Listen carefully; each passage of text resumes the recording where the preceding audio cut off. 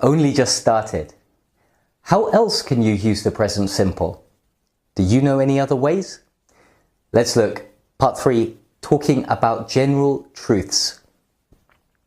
If you want to talk about something which is generally true, you will also need the present simple. For example, the moon goes around the earth. The Nile is the longest river in the world. Or, elephants live for 60 or 70 years on average. These things are generally true because they aren't just true at one moment. They were true 100 years ago, they're true today, and they'll be true 100 years in the future. Compare this to the previous idea, talking about regular actions. In both cases, we use the present simple to talk about something which is true not just at this moment, but also in the future and the past. This idea is an important part of the meaning of the present simple. We'll see it again.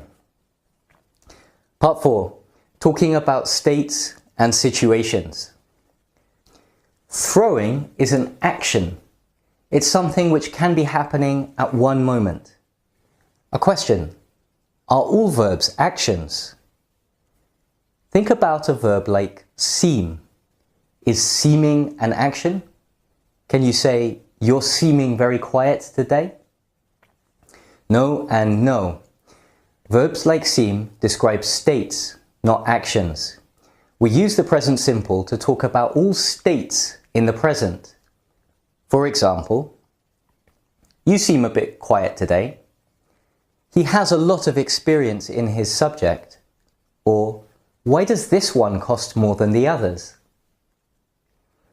Many verbs which describe states like seem or cost can only be used in simple tenses. They don't exist in continuous tenses. Again, you can see the same idea of something which is true not just now, at this moment, but also in the future and the past.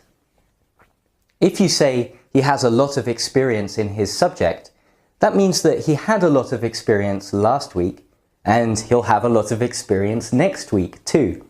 It's not just about this moment.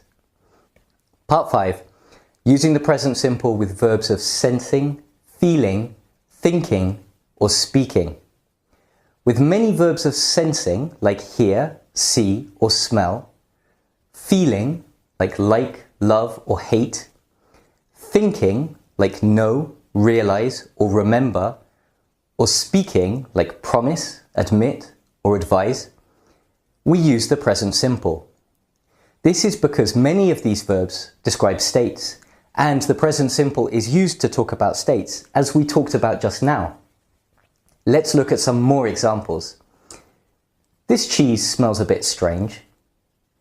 I don't like going shopping. Do you realize what you're doing? I promise it won't happen again. In all of these sentences, only the present simple is possible. You can't say, "Are you realizing what you're doing?" or "I'm promising it won't happen again."